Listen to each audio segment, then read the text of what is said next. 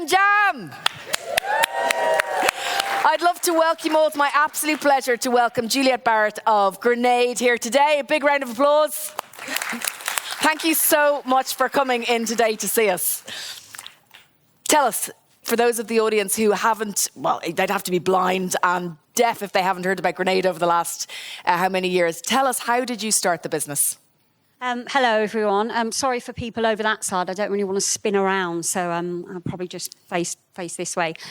So Al and I started Grenade in 2010. So I had a very sort of weird background. I worked in schools, sixth form college, where I was like a shocking teacher. And I met Al on a very drunken night out in Birmingham. He had a distribution business, and then the sort of rest is history. We realised that we could do sports nutrition differently from everyone else.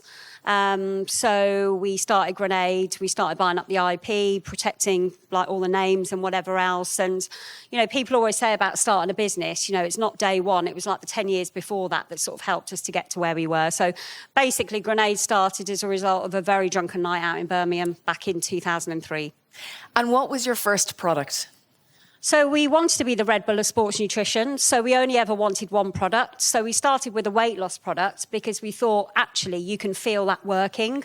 So it had caffeine, green tea, bitter orange, lots of ingredients that you could really feel. So that was our first product. We launched it in a grenade-shaped container because we wanted it to be really distinctive and stand out on the shelf. And Al was absolutely obsessed with the military and paintball. So it's a perfect marriage, really. And I don't know if everyone recognises that product. So it's in almost like a toy grenade plastic container that looks exactly like a grenade with capsules in it, and still the same ingredients today, more or less, right? Yeah, definitely. I mean, I don't know what businesses you're all in, but there are really few magic ingredients out there. You know, we had the same ingredients as everyone else. So it was just the way it was packaged that set it apart. And how important was that your brand name and that you looked different and that people could really recognise you? I mean, what would you say to brands out there who haven't actually necessarily made themselves stand out in the same way that you guys did?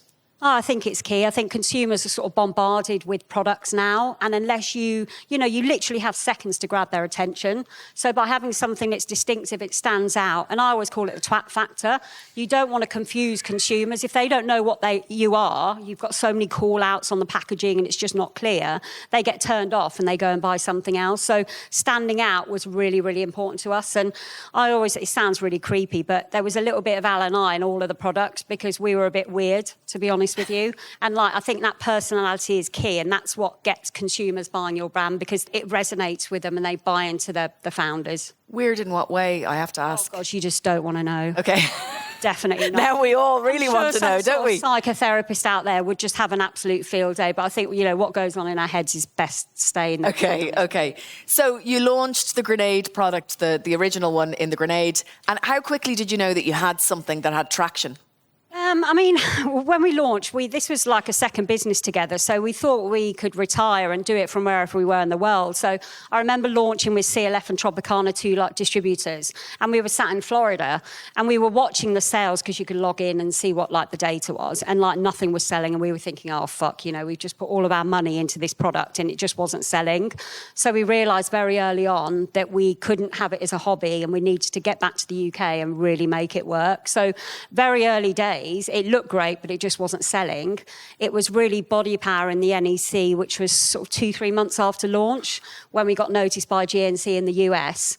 We drove a tank into the NEC, and that was really the catalyst for Grenade because people saw us and liked what we were doing. How did you get a tank? Vegetable oil. Our friend's quite eccentric. He's got a collection of about 100 down in Northamptonshire, and he lent us one. Okay. So, yeah.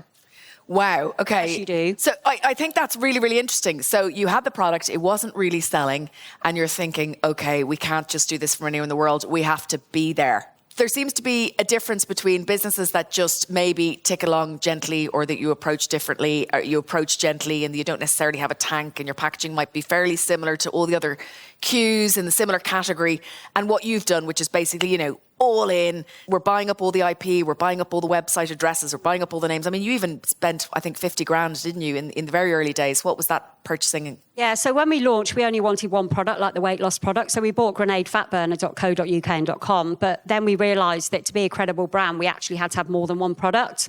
And a guy in the US owned grenade.com. So we ended up spending $50,000 buying that off him.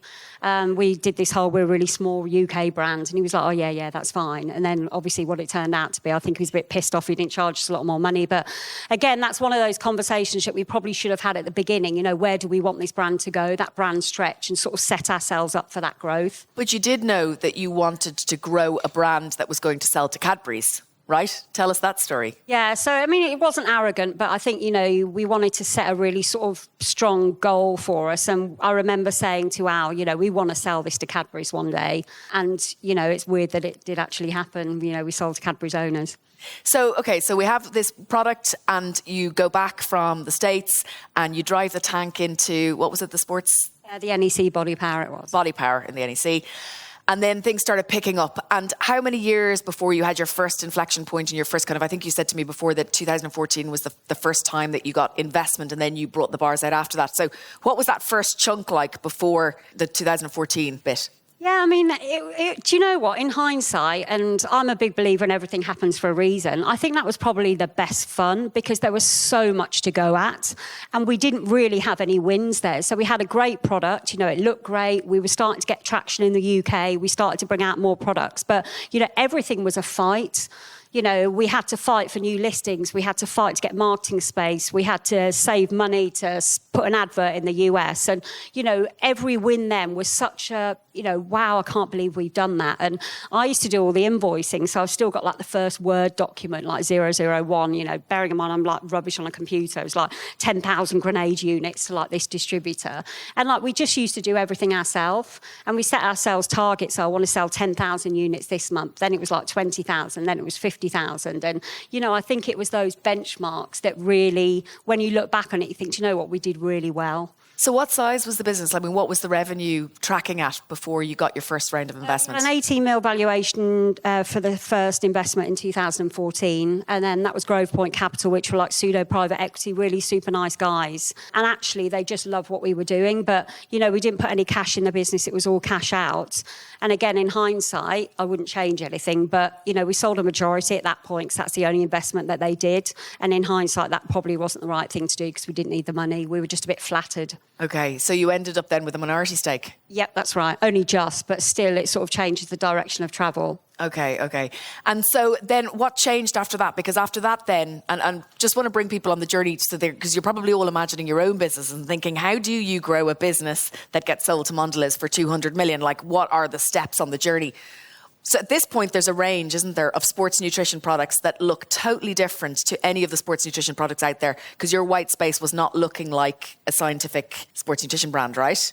Yep, that's right. And you had your athletes that were your influencers. Talk to us a little bit about what it was like. Yeah, so this was like quite early days. So it was like sort of 2010, 2011. So social media was just growing. There wasn't really this sort of paid influencer thing that everyone else is doing now. So we always wanted to be really genuine. And I feel that when you have a food brand, people ingest you, so there has to be that trust. So we used credible athletes that loved the product. We didn't pay them. It was just a real experience. And Al and I are huge on culture. So we only work with people that we like working with. And we took this team of athletes all over the world. So they stayed in hotels. We all trained together. We went to the cinema together. And I think we built that real grenade team that resonated with our customers. I'm thrilled to introduce Brand Growth Hero's newest partner, Jolson. Jolson is a leading B Corp certified commercial law firm that specialises in guiding the founders of scaling CPG brands. With long-term relationships with clients like Little Moons, Trip, Eat Natural, Bear, Graze and Pulson, Jolson is also famous for advising the Innocent founders in their landmark sale to Coca-Cola. And believe it or not, they still work with the Innocent founders at Jam Jar Investments today.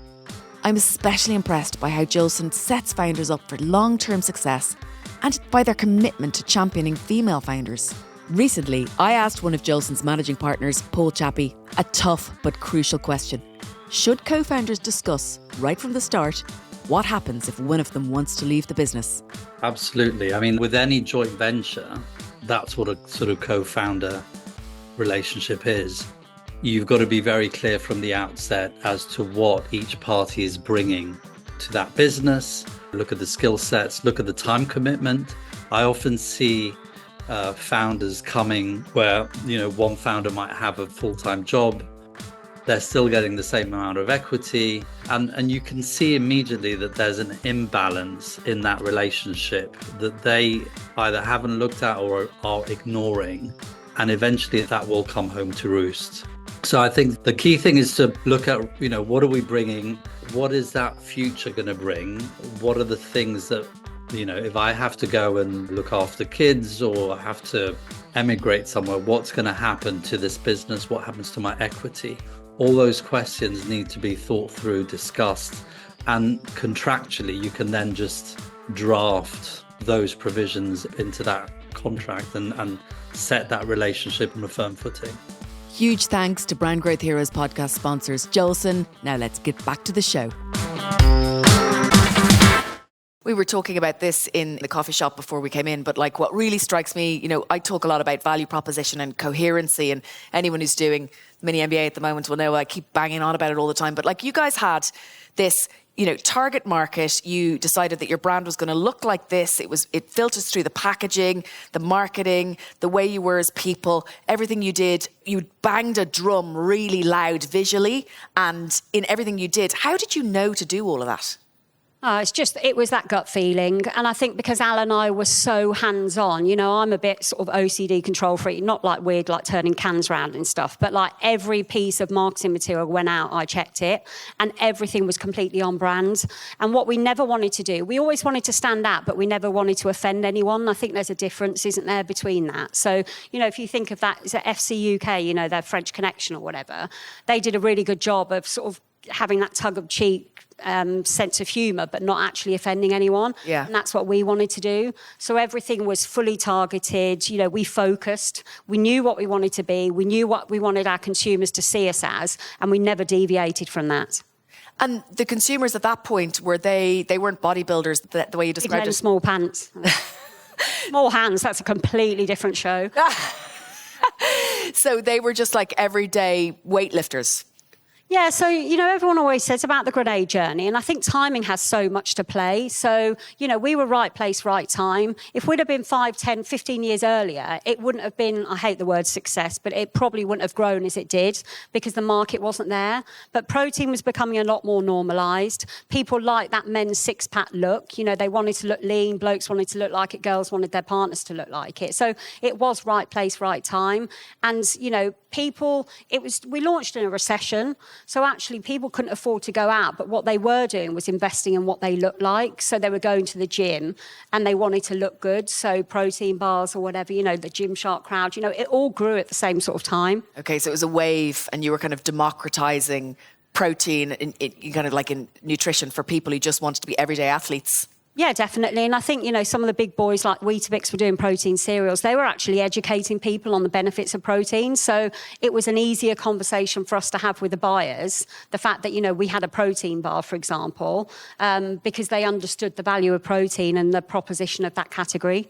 So then how did the bars come about? Because obviously everybody probably has tried the bars, eats the bars. I got the tube to work this morning with a friend of mine who I was staying with, and he is in a bank. And he said, some of his team get these delivered, they're bankers, they get delivered the boxes of grenades still to the office. So it's still a massive thing. Yeah, I mean, that is really flattering. Whenever I see a grenade wrapper on the floor, I'm like, oh my God, I'm so proud. And then I sort of think they're a litter bug and hate them. But we knew that to move from sort of niche sports nutrition, because it was niche, into mass market food, we had to have a food product, hence the bars. So not everyone is going to take a weight loss product or a pre-workout, but most people eat chocolate. So I think having the credible sports nutrition background, so the protein, the low carb in a chocolate bar, actually helped us move from niche into mass market food. And do you mind telling everybody about your co-manufacturing journey and how you ended up doing this? Because I think this is really one of those kind of transformation catalysts, which is a bit of a wanky term. But, had you done this differently, things could have been very different. So this was clever. Yeah, Yeah, definitely. I mean, we realised that people are really protective over their chocolate. And actually, all the protein bars that were out there in the US tasted like shit. You know, disclaimer, other protein bars were available. And they never used that on their marketing materials. But we wanted a protein bar that tasted like a chocolate bar. So instead of going to all the bog standard protein bar manufacturers, we went to a chocolate manufacturer and got them to innovate with protein. So there was no compromise. You had the great macros like the low carb, high protein, but it tasted like a chocolate bar. Yeah. And that's what really was the catalyst for growth, because you just didn't have to be miserable eating it. Because life's so short, isn't it? You just don't. But I imagine also like the whole NPD process with that co-manufacturer would have been much more pleasurable, because, you know, when you go to the wrong, has anyone had this experience? And, you know, disclaimer, there's lots of great co-manufacturers out there. But if you go to the one who's mismatched for you and you're kind of dragging them through the process and you get the samples and then you get the second round, the third, and you're thinking, oh God, and you're trying to inch, get it better. Whereas you get the right person and boom, you're like, oh, thank God, they get it.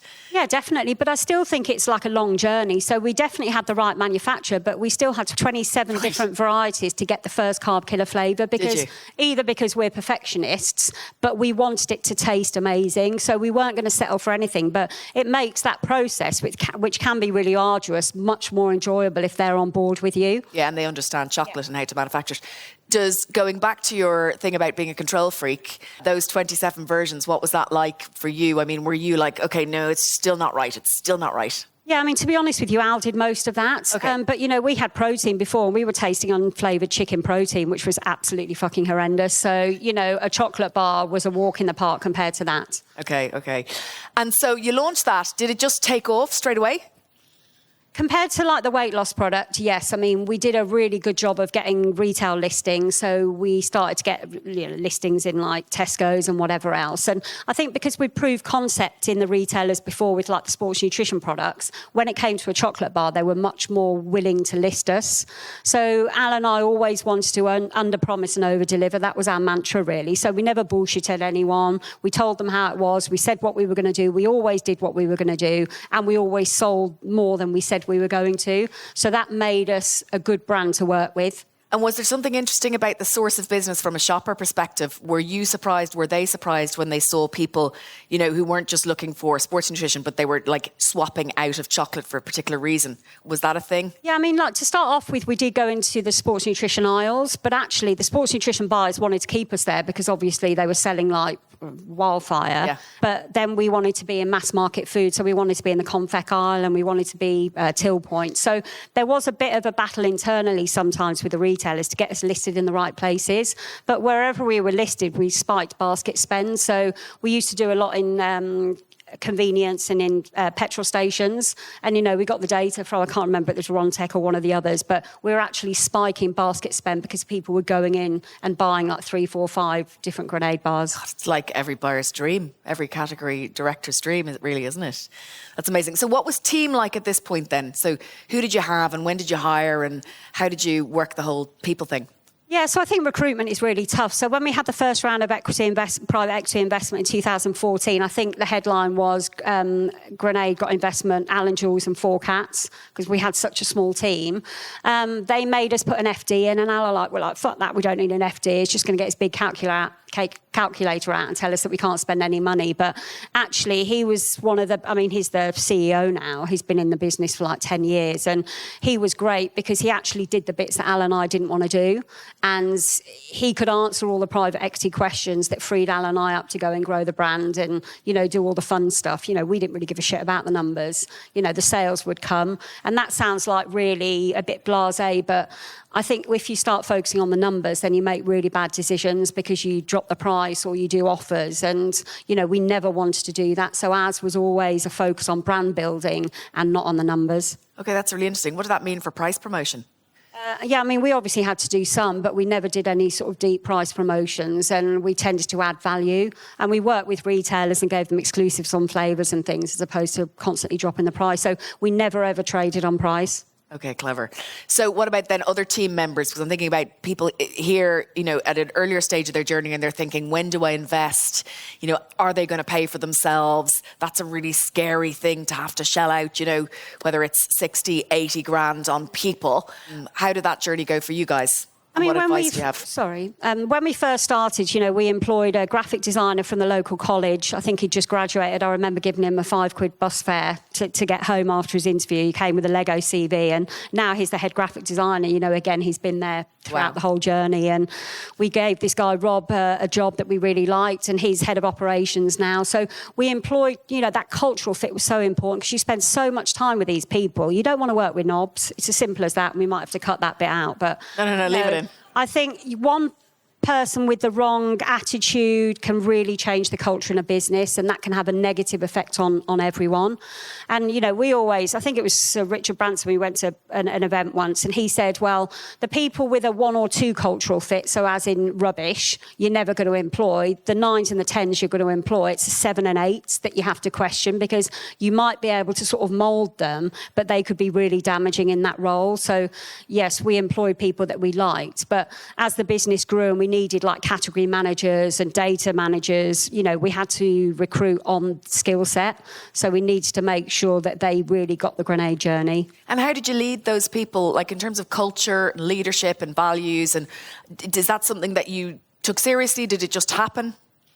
Yeah, I mean, Al and I were sort of in the business until the end. So I used to be first one in, last one out. I don't know whether that's a right or a wrong thing. And I think when people see you working, then they are on that journey as well. And, we used to do like a chat with everyone about how the brand started, because we never wanted people just to join the business because they got avocado on toast for breakfast. We never gave them that, by the way. But I remember a recruiter saying that we needed to attract people because they could get avocado on toast for breakfast. But we wanted to attract people that love Grenade and love the Grenade journey and wanted to be part of that. We drove tanks through London. We had great fun, and people wanted to be on board, and they genuinely loved the product, and that was so important to us. And we talked about honesty being one of your core values, and we talked about, how that kind of was very much part of your leadership style. But you made a really important point about, where there was boundaries with honesty, and I think that's really interesting. Yeah, I mean, I'm probably too honest and blunt and mildly offensive sometimes, but, I absolutely hate bullshit. And I think in society, I probably shouldn't be saying this because I'm probably going to get... You can say whatever you want. What is it? What was they... Cancelled? Malcolm cancelled, that's it. I think we've become so sort of conscious of what we say that... if someone's rubbish at their job, we can't say that anymore. We have to spend 6 months trying to get them to be good at their job. But, we just didn't have that time in the business. So I'm brutally honest. I'll say it how it is, and at least everyone knows where they stand, and that's really important to me. But, I've worked with a number of food brands over the last sort of few years, and I think Al and I were always really good at being joined up and being like the founders of the business and being completely decisive and focused with what we wanted to achieve. So we never raised cash for the business growth, so we never had those constant funding raises, but we were always completely joined up. We had difficult conversations about the brand and where we wanted to go behind closed doors, but in front of the staff, we were always completely united. And, I worry about businesses that overshare and tell their staff that, we need to raise money, we've only got 2 weeks run time or whatever else, because the staff must be thinking, shit, I need to look for another job. So I think you've got to be focused, and I think you need to be clear, and strong leadership is really important. Yeah. Wow, I think that's great advice, not something that people talk about enough. The funding journey then. So we talked about this, we were laughing almost in a kind of a terrified and admirative way that everybody's always on a fundraising journey these days. I mean, I couldn't do it. And I think you're all amazing to be out there fundraising all the time. It is a full-time job. Scares the living daylights out of me because it is so much hard work. And I know that it's really necessary because gross margin is a really difficult thing to get right in this day and age when cost of living, cost of salaries are so high. Talk to us about your fundraising journey, your view of it today, the advice that you would give to people. I mean, just go wild. Yeah, I mean, like from the Grenades, we had investment into the business, but it was always cash out. So we were always cash generative from day one, and that was really important to us. So, again, Al and I are a bit weird. We never owed anyone a penny. Our suppliers used to tell us to not pay them so quickly because it was just really important to us. But I work with other food brands now that seem to be on a constant journey to raise funds, and it's just absolutely exhausting. And it takes the founder's eyes off the business, which is really, really important. And again, I think it can make them make bad decisions. So discounts, we've got to hit this number this month. So, they do stuff that probably doesn't sit well with them just to hit those numbers. So I would beg, borrow and steal off family, friends so that you don't have to get investment unless it's literally the last resort. Yeah, I mean, it is hard, isn't it? Because we live in this LinkedIn world, this LinkedIn bubble where everyone's talking about it all the time and it seems to be the cool thing to do. And if you're not doing it, you've got FOMO and you're thinking, well, I'm not investing, I'm not raising, I'm not this. And I can totally understand being in that bubble myself, that it seems to be the thing that you have to do. Yeah, definitely. But I think people, I mean, you all probably know it, social media is bullshit. You can see people having the best time of their lives on social media. And then you think, well, actually, that's not their life. That it's just what you want them to see. And again, on LinkedIn, all these wins that all these brands are having, which is absolutely brilliant.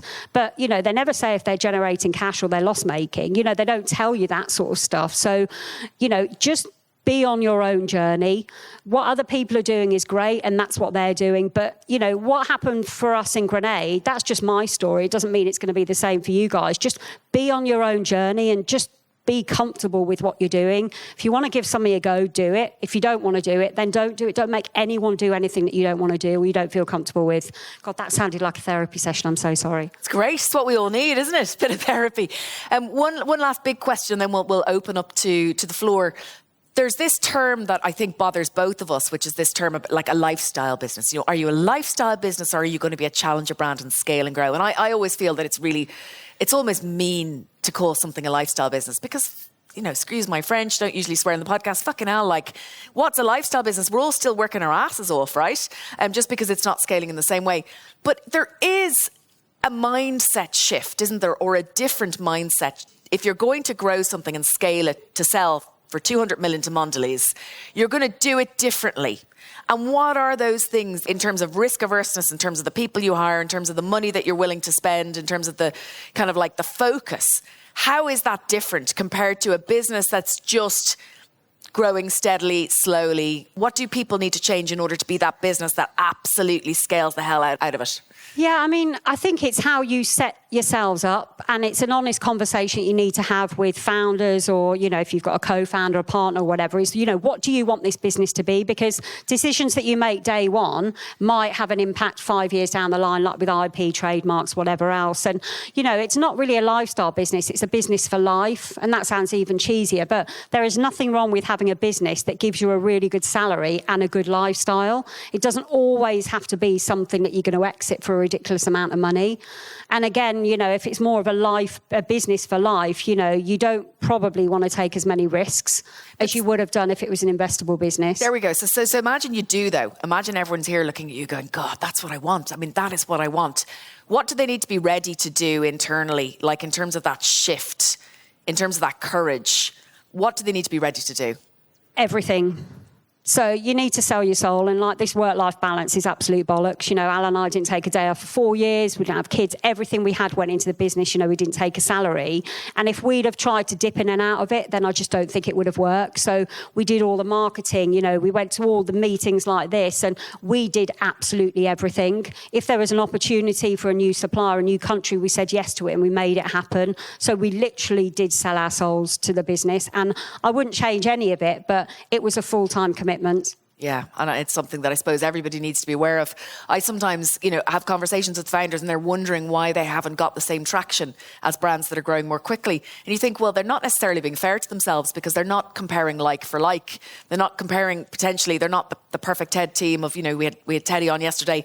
They're all there 7 days a week, 14 hours a day. And not all of us can do that. I certainly can't do it. I've got 3 kids, et cetera, et cetera. It is a choice, isn't it? It really is. Yeah, definitely. But again, it's almost just be really cautious because you don't know what these people are doing behind the scenes to get that growth. So I work with a lady who's got like a wellness, like a protein type shake. And, she always compares her product to someone else's. And I'm like, but you don't know what they're spending. They could be throwing 50, 100, 200 grand a month on all that marketing.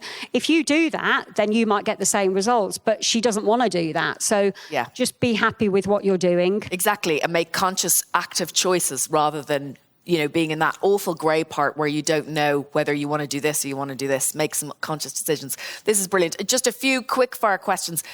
Every time I am interviewing another female founder, I always want to ask female founders, there's a huge amount of associations and organizations and it's all about like lifting up female founders.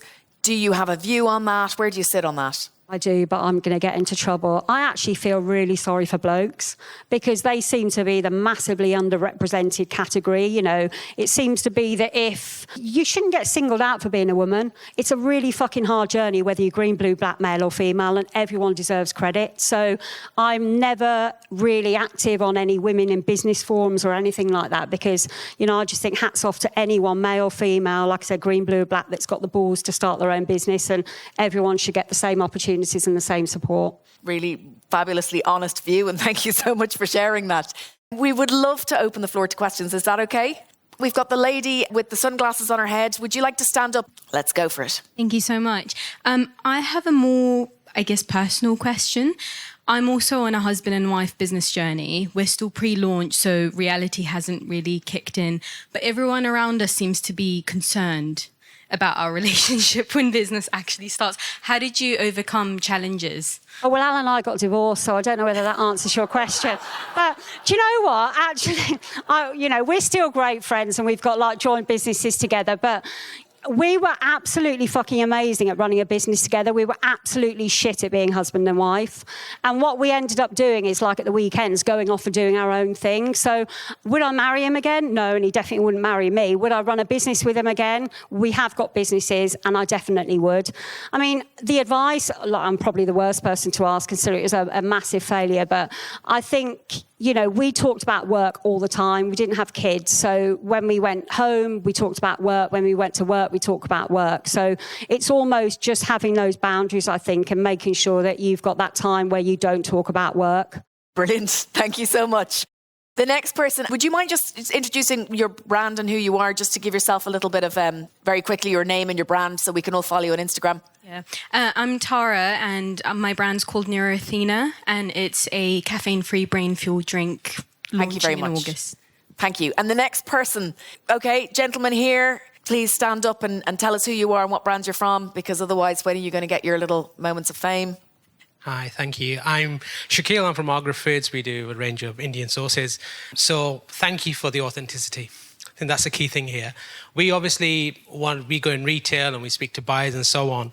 There is this perception of being really authentic to yourself and to your brand, but there's also a perception of being extremely polished. And I think that's the key. And so how do you go between the two? Because you are your brand, right? And we spend our lives in that brand. Yeah, I mean, you look rather polished. You know, you're all fully branded and whatever else. We didn't talk about the same shirts, but that's a different story. I think, you know, you've got to have that personality, and I think that authenticity about why you set up the brand is really, really important. But you don't want to go into a buyer's meeting not knowing your numbers or not knowing what your marketing share is or not knowing the category data. So I think preparation is key. You can still be like, oh, fuck, I've got no idea what we're talking about. We need to go and buy some Kantar data or whatever. That's fine, but have all those conversations behind closed doors. And then when you go to them, you know, you need to tell them why they should list you. So do their job for you. You know, don't just go and sell your brand. Just make sure you tell them which gap you're going to fill. That's brilliant. Good luck. Thank you so much. Gentleman in the white shirt, and then I'll come to you. Hi, I'm Peter from Holy Moly. First of all, thanks very much, Juliet. That was kind of really inspirational, and the achievement is great. I spent my whole career working with founders, most of which have exited, and I've helped them exit. And I've seen the reactions that have taken place at exit and their lives after the exit. And I wondered whether you could give us some of your kind of authentic and honest views on life post-exit, because I think most founders are dreaming of it, and I think it would be great to hear about the reality. Yeah, I mean, it was really fucking hard. And this is going to sound like woe is me, and I just don't mean it. The week before the deal, I was sobbing. And like, I'm not an emotional person, you know, I've got no photos up or all that. I'm like hard, cold, I think dead inside, maybe all those sorts of things. But, you know, the week before that, I was literally in bits. And when it actually happened, which as they always do, like 1:30 on a Sunday morning or whatever else, my lawyer actually had to phone me up and he says, Jules, have you looked at your bank account? Have you got the money? I said, I don't know, I haven't even looked. And that sounds like really sort of flippant, but it was just so, the money just wasn't important to me. And it was almost like this baby that I'd built up for the last however many years. It wasn't mine. And it was really, really difficult. And that purpose wasn't there anymore. So like when you're working, you've got something to get up for in the morning, and that completely goes. It's just like, who the fuck am I? I was Juliet from Grenade, and now I'm just Juliet, and it's like, oh shit. So it was really, really difficult, and I never really had any succession planning, so I hadn't really thought about life post-Grenade. But don't get me wrong, I went on some fucking amazing holidays, so I've sort of got over that bit. But, that purpose was really important. Brilliant. Thank you so much. Gentleman from the Protein Ball Company. I just want to say that was amazing. Thank you so much. Really enjoyed it. In the US market, did you have to change your product a lot to take on the US? Yeah, definitely. I mean, I think everyone thinks the US is like this sort of golden, ticket, but it could have finished Grenade, actually, and it nearly did, because we had to have a US formula because some of the ingredients were banned in the EU, so we had to have other ingredients in the US. And we actually thought that the brand would translate because it looked quite American, but we used to do adverts in like Muscle and Fitness magazine, which were like 12 grand a page or whatever. And we used our athletes, and everyone thought we were a gay brand because our athletes were quite small for the US market. So I think there was a bit of naivety there, thinking that it would just translate. So we said yes to GNC in the US. We did everything in sale or return. Nothing was selling. We didn't realise you had to literally bribe the store staff to sell your products. So we ended up putting a team in the US, and it was just so difficult. And actually, when Mondelez bought, they weren't interested in the US part of the business at all because Europe was big enough. So a bit of advice for all of you out there, just don't go to the US first of all thinking it's just going to get you that early retirement. There's lots of lower hanging fruit in Europe first. Great advice. Thank you so much. Over this side, Mark from Wonder, another Irish man. Mark, I'm with a brand called Wonder Jelly, so we're high protein, low sugar sweets. One of the things I found really interesting there was around when you started off, the whole concept of a protein bar was new, and it got to a certain point where the category buyers were fighting over you. But at the beginning, people don't know where to put you, they maybe don't want you. And you said that you started off in the sports nutrition area early on. Do you feel that, because this is something that we're probably debating ourselves, do you feel if you started in the kind of mainstream confectionery area, you would have been as successful? I'm sure you'd have ended up in the same place, but in the interim, do you think it would have happened as quickly, or do you think that was the right place to start? Great question. Yeah, it's a difficult question because, like, going down the sports nutrition aisle, you only actually attracted people that went down the sports nutrition aisle, and people that were buying normal chocolate might not even go down there. But actually, I think because we sold so well in sports nutrition, that gave us credibility to push for those other spaces. So it's a difficult question, isn't it? You go next to the big boys in confec and like people don't know who you are. You get the sales that you can do where you are in sports nutrition, and just take whatever space you can get. If they're going to give you free from, go in the fucking free from aisle. If they're going to give you sports nutrition, just take it, because then you've got that opportunity to prove concept, and they will put you where you need to be if you can prove that you can sell.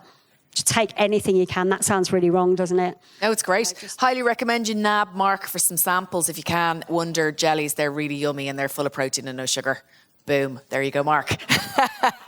Who else? Question, lady at the front. Just a quick one on the Oreo collaboration, because I honestly have 5 of that a week. And I'm curious how that came about, and do you think it's one of the most popular ones? Just a little bit behind the scenes. It feels like someone making an amazing music album. Like, that's how I feel about the Oreo. How poetic was that? That's poetic. I mean, it was really quite simple. One, don't eat 5 a day because you will shit yourself. 5 a week is fine. A week, yeah. They've got polyols in them, so I wouldn't advise more than 2. But actually, that Oreo bar was the first collab with Mondelez, because obviously they own Oreo. So before that, we used a third-party manufacturer, and it just seemed like the right bar to do with Mondelez to start off with. But we're always really conscious of that, because we didn't want people to think that we'd sold out to a chocolate manufacturer, and the product was going to be changed somehow or taste slightly different because we weren't using our normal manufacturer. But actually, it just flew off the shelves, and yeah, it's one of the best-selling flavours. I brought 100 back to the Philippines, and my family was pretty much harassing me for it. Oh my God, that's amazing. So you can be the new Grenade Philippines distributor. Yeah. Just get rid of your day job. Just do that. You'll be fine. Was that your first kind of signalling? Were you doing signalling to Mondelez when you did things like, using a chocolate manufacturer for your bars or doing an Oreo version? It wasn't really signalling for them. It was the best for the business at the time. Right. And I think actually they probably saw where they could add value, because they knew that they could switch that manufacturing to them. So they automatically could improve margins. Okay, fabulous. Another question. Me again. So this is a fantastic journey. What point in that journey do you think this is an oh shit moment? because we all go through them. Oh, we had them daily. Yeah, every day was a challenge, and all these people that say, this wonderful journey, it isn't. It's absolutely fucking horrendous most of the time, and like every day is hard work. So there were lots, early days, challenges were around ingredients, so caffeine was going to be banned, and we literally had a business that was based on caffeine, so that was sort of squeaky bum time. We had challenges with IP all the time. We had sort of people trying to get one over us on the brand, saying that they'd been harmed in some way. So there are loads of challenges. I mean, 2018, we always said was a year that we held our nerve. And I think sales weren't where they wanted to be. Probably margins were a bit compromised. And we decided that we just needed to stay firm, stay true to the brand, not do anything stupid. And everything picked up again. So I think people panic, don't they? People panicked in COVID and suddenly went all online where it just wasn't their strong point and it wasn't what customers wanted. So we stayed true to the brand. We didn't pivot. And I think 2018 was probably one of those oh shit moments. I have a question for you. When you were, in your role as leader and you had a team, what was the biggest team that you had? What point? 60. Okay. Did you ever do kind of active self-reflection on you as a person and you as a leader? I mean, even if it wasn't like in the kind of the way, but did you ever think, okay, shit, I really need to change that about myself? Or how did you do that? Or did you just be? Yeah, I just apologised, if I'm honest with you. My car parking space at work was Angry Bird. So, I am what I am. And, you can't hide yourself at work. And, we had a really, really good team. And everyone knew how hard we worked and how passionate we were about the brand. I mean, I'm sure most of them were saying, fucking hell, she's an absolute nightmare. But I just don't think you can hide at work. You just have to be you. Okay, well, that's great advice. I mean, it's quite different to, I suppose, the wave out there about being, kind of like a really fulfilled and, what was the word? I'm using the wrong words, but kind of like a really self-reflective, mature leader. You just went for it and you just trusted yourself. I'm not very good at self-reflecting, if I'm honest with you. That's okay. I just think it's nice to have a refreshing, different point of view. And I think one of the things that, businesses struggle with, you can't spend your life over-analysing everything. Shit happens, get on with it. And I think if you spend so long reflecting and meditating and reading self-help books and listening to everyone else, you haven't got any time to do any work. So I just think you need to be realistic about this. This is real life. This is your business. You're going to have ups. You're going to have downs. You're going to have days where you go in and rant and great days, shit days. But, you are who you are. And a lovely piece of advice that you give is about just getting on with shit and getting shit done. The bits that founders necessarily don't want to do, whether it's sending that email or talk to us a little bit about that. Yeah, I mean, again, probably lack of education and just being more practical than academic. But, you have a choice when you run your business. You do it or you don't do it. It's as simple as that. If you don't want to do it, that's fine. But, that's your choice. And one thing that Al and I knew is that no matter how hard things got, everything we did at Grenade was our choice. We wanted to set up the brand. We wanted to sell in the US. We wanted to grow the team. And, we just had to get shit done. And I'm one of these that I'd rather try something and it failed than never do it. I'd rather be a has-been than a never was, because I'd never want to question myself, like, what if we'd have done that, or what if we'd have done this? That's I'd great. Just do it. That is great. Lady with the sunglasses. Thank you. Fiona from Hidden Fruits. Did you have a target marketing spend as a proportion of your turnover? And can you give any advice around that? Well, I was CMO, co-founder, so if we wanted to spend something on marketing, we did. It's as simple as that. So, everything we did was quite guerrilla to start off with. So I did this talk at Oxford. I think it was one of the business schools there, and they were like, "Oh, what about the roadmap and whatever?" I was like, "Fuck the roadmap! Just throw it out the window. Just what's your gut feeling telling you to do?" And you can all have these plans and forecasts and whatever, but I'll never forget Al saying, "Forecasting is bollocks." It's that gut feeling. If you feel something is the right thing to spend money on, then spend it. If you don't. I mean, I know the benchmark is you should have 10% of your sales as a marketing spend. So I think if you're employing people, that's probably quite a good way of looking at it, but it shouldn't put you off doing something that you really do feel could to move the needle. I think 10%. Yeah, I think the one caveat to all of that is that I rarely met a founder that had such a coherent, tight, clear view of what they were trying to achieve and how they were where they were going to play and how they were going to win. So it's very easy when you know where you're going to play and how you're going to win, you can make those decisions really quickly. Yeah, but if you don't necessarily aren't clear on where you're going to play in terms of channel geography, which consumer target, which shopper target, and then how you're actually going to execute that with your brand and your marketing, then you kind of might need to work through that and have a roadmap. Yeah, but I think it takes confidence to do that. And like, if you're a founder, but you're not in the marketing side and you've got like a head of marketing or whatever, then, you know, they might not have the same confidence as you. So they're going to look from that, you know, to you for that lead. But, you know, we drove a tank through London. You know, the tank must have cost us a couple of grand. You know, I think I was stuffed in the back of one of the cars, like down there, Bond Street or Oxford Street. So probably didn't tick all the health and safety boxes. But you can do a lot of guerrilla stuff by not spending very much money. This was like 8 years ago now. So I think now it's probably a lot harder not to spend money. So the retailers want your investment plans and you've got to support grocery aid and you need to do this, that and the other. And like all the influencers want paying. So, you know, there's a lot more demand on your cash now. Do you think it's just, from me, you know, when you think back to the structure of our gross margin back in the day when we were running food businesses that only had, you know, we didn't have social media spend, we didn't have online marketing spend, we just had in-store and we had some sampling and we had above the line. And it was still tight, you know, you still had to get because of product cost plus logistics, you still had to get your gross margin from 20 up to 35 over 3 years.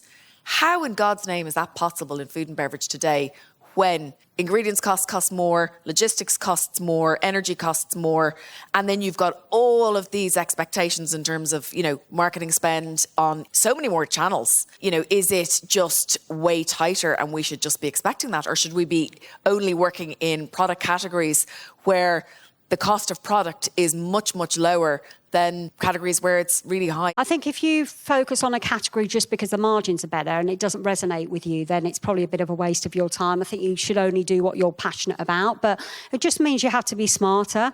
And it also means the fact that you might not be able to employ somebody, or you might have to do that bit yourself, or you might have to look at what accounts you've got and make some difficult decisions. So if you've got an account that's loss-making, like, I don't know whether any of you deal with WHSmith, but, you know, their marketing spend is ridiculous. I can hear some nervous laughter in the corner.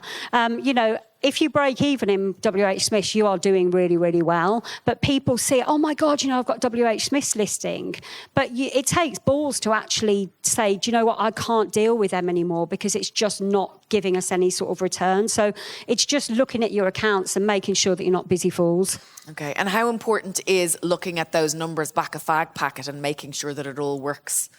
I mean, I'm all for fag packet mass, but it's also, you know, you can see what the trends are, but it's that gut feeling. If you feel that something's working, then you need to carry on doing it. If you've got any questions about what you're spending money on, about who you're employing, then you should probably knock it on the head because you know deep down. So lean into the gut feel and act. Yeah, definitely. Juliet from Grenade, thank you so much for coming on Brand Growth Heroes.